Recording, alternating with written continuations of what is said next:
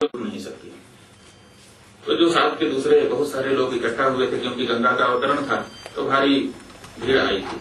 बहुत से विद्वान, बहुत से सज्जन, बहुत से नेतृत्व करने वाले लोग वहां पर इकट्ठा थे। उन लोगों ने सबने माता गंगा से हाथ जोड़ करके प्रार्थना किया, माता गंगा आप यहाँ पर रुकिए धरती पर, क्योंकि बहुत से लोग हैं उनके पास हैं, उनका भी तो प्रक्षालन हो जाए।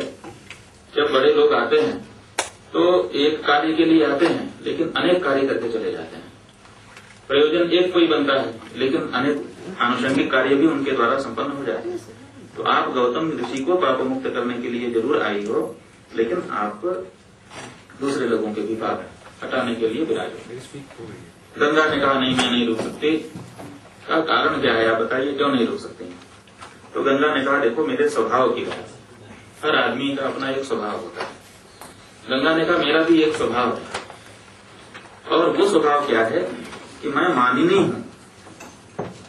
मुझको अपमान का बोध बहुत जल्दी हो जाता है। थोड़ा सा किसी ने मेरी उपेक्षा की तो बस तुरंत मैं तंतुमा जाती हूँ, मुझे अच्छा नहीं लगता। और जब मुझे पता है कि मेरा ये स्वभाव है, तो मैं ऐसे लोगों के बीच में नहीं रहना चाहती हूँ जिनके अंदर प्रमाद है, जो उपेक्षा कर सकते हैं, क्योंकि अपना उनका भी स्वभाव है प्रमाद करना, वो उपेक्षा करेंगे, और मेरा भी स्वभाव है कि मैं उपेक्षा नहीं करूंगी, और परिणाम ये होगा कि आज मैं तुमको पाप मुक्त कर रही हूँ, वरदान दे रही हूँ, कल अभिशाप भी दे सकती हूँ। तो ऐसी परिस्थिति क्यों निकल करके आए, इसलिए मैं जाना चाहती हूँ। तो गौतम ऋषि और प्रमुख सभी लोगों ने हाथ जोड़ करके प्रार्थना की, माता हम आपका सदा सम्मान करेंगे, आप विराजो। यही एक बात है ना, हम आपका सदा सम्मान करेंगे। तो गंगा ने कहा नहीं, ऐसे नहीं, कह देने मात्र से नहीं, आप वचन दीजिए, प्रतिज्ञाबद्ध होइए कि आप मेरा सदा सम्मान करेंगे। और सम्मान क्या करेंगे? तो सम्मान यही है कि मुझको सर्वोत्तम समझा जाए। ये गंगा का अपना वचन है, शिव पुराण की कोटिरुद्र संहिता में है। तो सारे लोगों ने गंगा के इस अभिकथन पर सहमति देते हुए वचन दिया कि गंगा, हम तुमको वचन देते हैं कि तुमको हम सर्वोत्तम मानेंगे।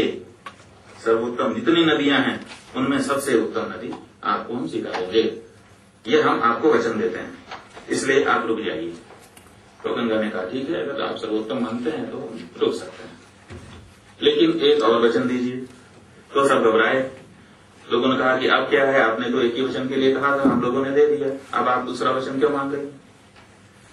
तो गंगा ने कहा कि हम दूसरा वचन नहीं मांग रहे हैं, कि परिपुष्टि के लिए एक बात हम कहना चाह रहे हैं।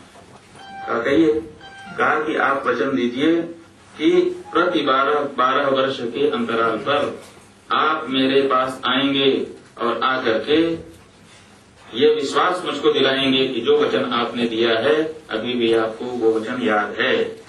जिस दिन हमको ये पता चल जाएगा कि आप अपने वचन को बोल रहे हैं, उसी दिन धराधाम छोड़ करके मैं जहां से आई हूं वहां चली जाऊंगी। लोगों ने ये वचन भी दिया, और उसी का परिणाम है। लोग ये पूछते हैं कि ये कुंभ होता है तो करोड़ों लोग, लाखों लोग कैसे इकट्ठा हो जाते हैं बिना किसी के बुलाए? आप समझिए कि ये सनातन धर्मी हम लोग बड़े मानजीवी हैं, मानिनी के पुत्र हैं, तो स्वाभाविक है हमें भी सम्मान की भावना है। आत्मसम्मान को कहीं भी ठेस लगे तो हम लोग उसको नहीं सह पाते हैं। हमारा रिश्तेदार हो, पड़ोसी हो, और सत्यनारायण की कथा कर रहा हो, और अगर अक्षत न भिजवाए कि आ जाना, तो हम लोग नहीं जाते हैं।